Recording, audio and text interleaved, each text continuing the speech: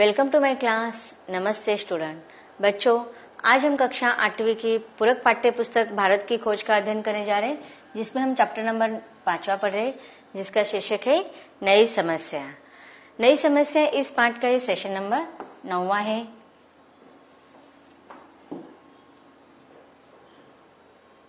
इसके पहले भागों में हमने पढ़ा था कि किस प्रकार से औरंगजेब ने जो उसके पूर्वजों के द्वारा जो भारत में शासन की नींव डाली गई थी उस पर पानी फेर दिया था, और उसके विरोध में एक नया साम्राज्य आ गया था, मराठों का साम्राज्य, और उनका सेनापति था छत्रपति शिवाजी महाराज। अब आगे लेखक हमें क्या बताना चाहते हैं, वो उसका अगला पॉइंट है, प्रभुत्व के लिए मराठों और अंग्रेजों के बीच संघर्ष और अंग्रेजों की विजय। अब देखिए, उस समय जब मराठों ने अपना साम्राज्य का विस्तार बढ़ा लिया था, तो उनके विद्रोह में खिलाफ आने वाले बहुत सारे मुगल शासनों के अलावा बहुत सारे छोटे मोटे शासक थे या साम्राज्य थे, लेकिन उन्होंने भी अपने प्रभुत्व के लिए बहुत संघर्ष किया, और इस संघर्ष के बीच उनके सामने अंग्रेज भी थे, तो इसमें अंग्रेजों की विजय हो गई। लेखक कहते हैं कि सन 1707 में औरंगजेब की मृत्यु के बाद 100 वर्ष तक भारत पर अधिकार करने के लिए विविध रूपों में संघर्ष चलता रहा।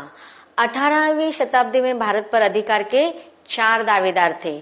इनमें से भारतीय थे मराठी, दक्षिण में थे हैदर अली और उसका बेटा टीपू सुल्तान, विदेशी थे फ्रांसीसी और अंग्रेजी। तो इस प्रकार ये जो 4 दावेदार थे, औरंगजेब के समय तो बहुत कम उसके विद्रोह के रूप में आए हुए थे, लेकिन उसके मृत्यु के पश्चात यह 4 दावेदार मराठे, टीपू सुल्तान, फ्रांसीसी और अंग्रेज, यह सारे भारत पर कब्जा करना चाहते थे। अपने प्रभुत्व के लिए वह सारे संघर्ष कर रहे थे।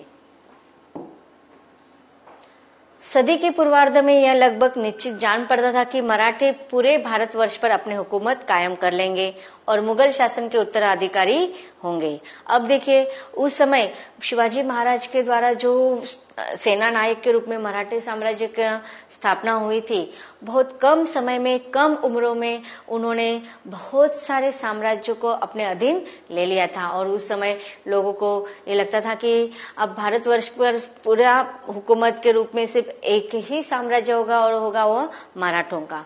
लेकिन मुगल शासन के उत्तराधिकारी के रूप में जब अनेक साम्राज्य, छोटे मोटे साम्राज्य उसके सामने आ खड़े हुए, तो उनको पराजित होना पड़ा। कोई शक्ति इतनी मजबूत नहीं रह गई थी कि उनका सामना कर सके। तो देखो, उस समय मराठों के साम्राज्य के सामने कोई ऐसी शक्ति मजबूत रूप में खड़ा नहीं हो पा रही थी कि उनका विरोध कर सके। तो कुछ समय के लिए मराठों साम्राज्यों ने भारत पर बहुत ही अच्छा साम्राज्य स्थापन किया था। ठीक उसी समय उत्तर पश्चिम में एक नया बवंडर उठ खड़ा हुआ, विद्रोह। ईरान का नादिर शाह दिल्ली पर टूट पड़ा। अब देखो, ईरान का जो नादिर शाह था, उन्होंने दिल्ली पर आक्रमण कर दिया। इसके आगे लेखक ने पूरा नादिर शाह का वर्णन किया है। आपको टिप्पणी के लिए प्रश्न पूछा जा सकता है नादिर शाह के ऊपर, तो यह सारे परिच्छेद आप प्रश्न के उत्तर के रूप में लिख सकते हैं। उसने बड़ी मारकाट और लूटपाट मचाई, अपने साथ बेशुमार दौलत ले गया, जिसमें प्रसिद्ध तख्ते ताउस भी था। दिल्ली के शासक कमजोर और नपुंसक हो चुके थे, और मराठे से नादिर शाह की टकराट नहीं हुई।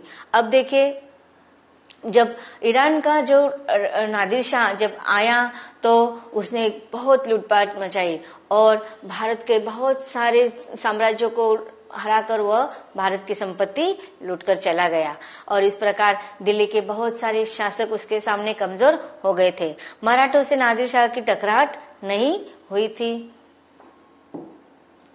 उसके हमले से मराठों का काम आसान हो गया था। अब देखिए, मराठे भी क्या चाहते थे कि भारत पर जो छोटे मोटे जितने साम्राज्य थे वो उनका विरोध करे थे, लेकिन ईरान का जो नादिर शाह आया था, उसने उन पर आक्रमण करके मराठों का काम आसान कर दिया था।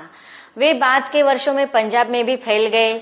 एक बार फिर ऐसा लगा कि भारत मराठे के अधीन हो जाएगा। एक तरफ नादिर शाह मराठों के जो विरोधक थे उनको आक्रमण करके परास्त कर रहे थे। यह मराठों के लिए बहुत ही आसान बात हो गई थी और इस प्रकार उन्होंने एक एक करके बहुत सारे, जैसे पंजाब में भी उन्होंने अपने साम्राज्य स्थापित कर दिया था और फिर एक बार सबको ऐसे लगने लगा था कि भारत पर मराठों का साम्राज्य बहुत समय तक रहेगा। नादिर शाह के आक्रमण से दिल्ली के मुगल शासकों का अधिकार और राज्य का रहा सहा दावा भी खत्म हो गया।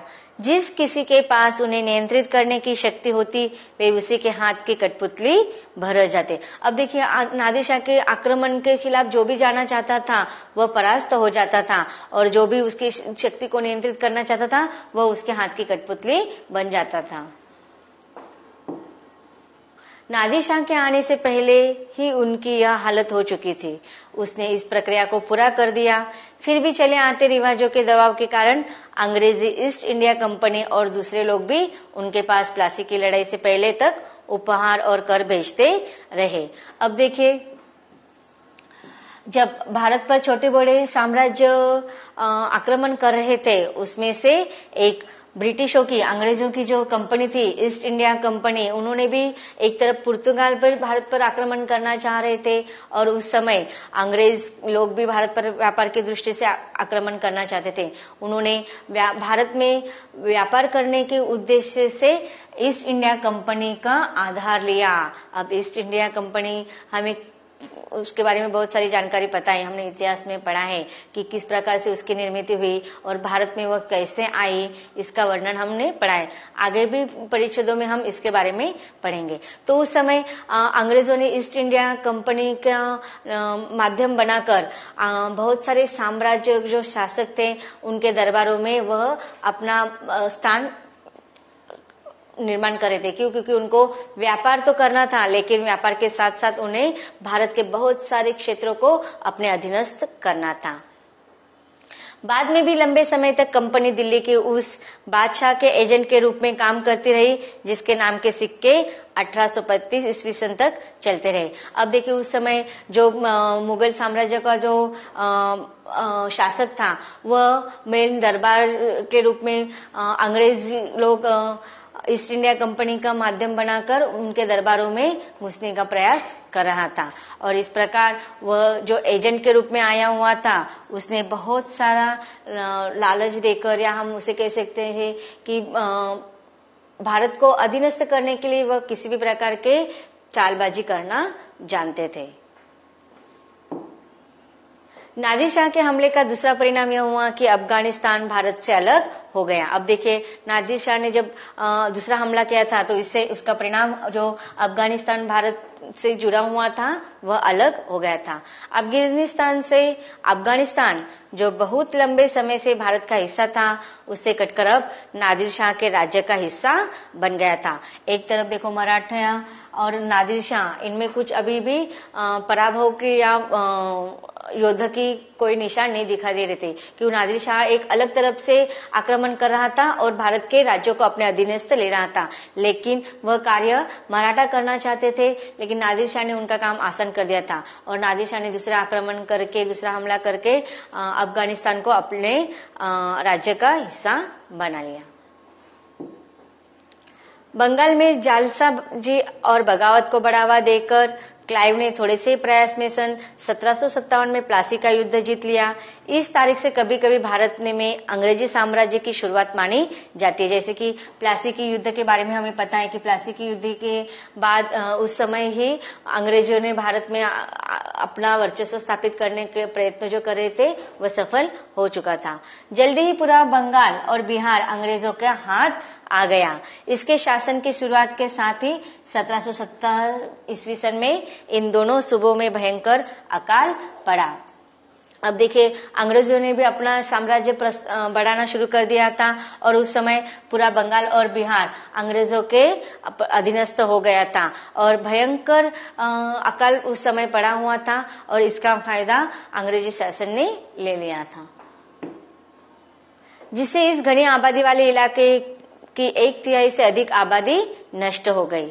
दक्षिण में अंग्रेजों और फ्रांसीसियों के बीच संघर्ष जो विश्वव्यापी युद्ध का ही एक हिस्सा था, अंग्रेजों के विजय में समाप्त हुआ और भारत से फ्रांसीसियों का लगभग नामो निशान मिट गया। तो इस प्रकार जब अंग्रेज भारत पर आक्रमण करने के लिए आ रहे थे या उन्हें भारत पर कब्जा करना चाहते थे, तब भारत पर और भी अन्य फ्रांसीसी, पोर्तुगीज ऐसे बहुत सारे अन्य प्रांत थे जो भारत पर आक्रमण करना चाहते थे।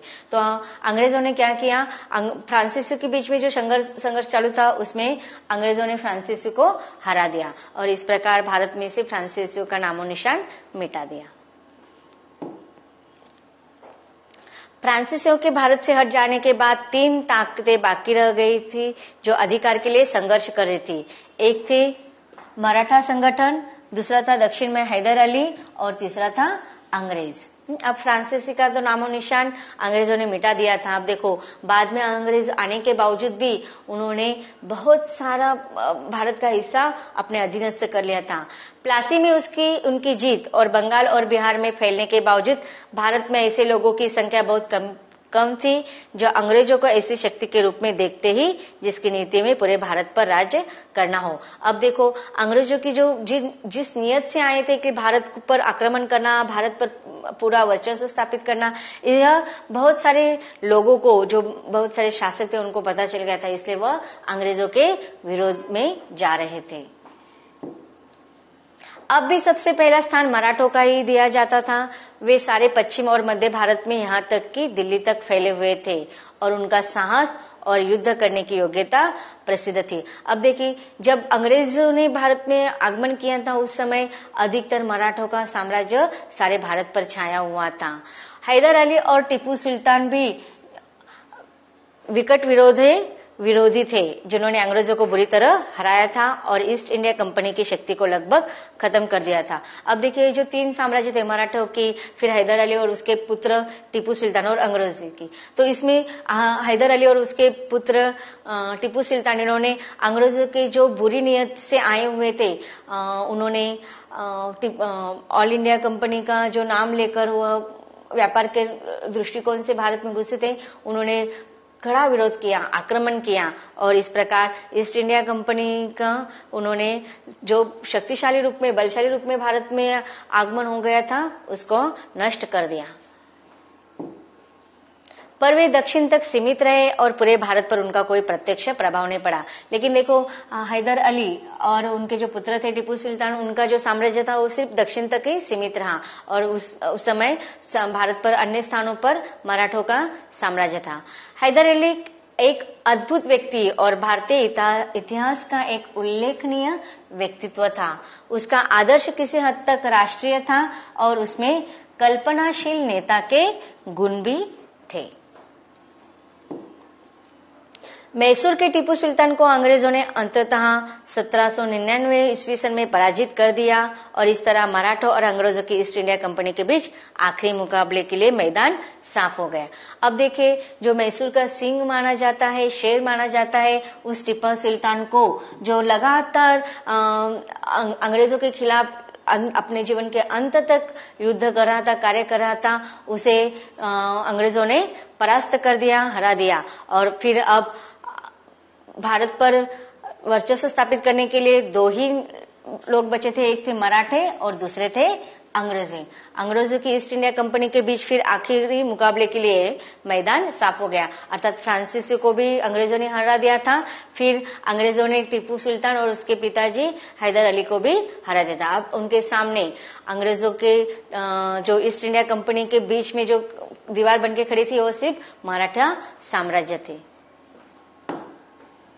लेकिन मराठा सरदारों के बीच आपसी वैर था और अंग्रेजों ने उनसे अलग अलग युद्ध करने के उन्हें पराजित कर दिया। अब देखिए जो एकमात्र मराठा साम्राज्य से सारे लोगों से आशा थी कि यह पूरे भारत पर अच्छे से हुकूमत चलाएंगी, लेकिन मराठे सरदारों के बीच में आपसी वैरभाव होने की वजह से अंग्रेजों ने उसका फायदा उठाया, अलग अलग लोगों से अलग अलग युद्ध किया और इस प्रकार मराठे साम्राज्य को भी पराजित करा दिया। अगर उस समय ये जो आपस में जो अलग अलग युद्ध कर रहे थे या वैर भाव रख रहे थे, उस समय इकट्ठा होकर अगर अंग्रेजों का सामना करते तो शायद ही उस समय अंग्रेज भारत में वास्तव कर पाते।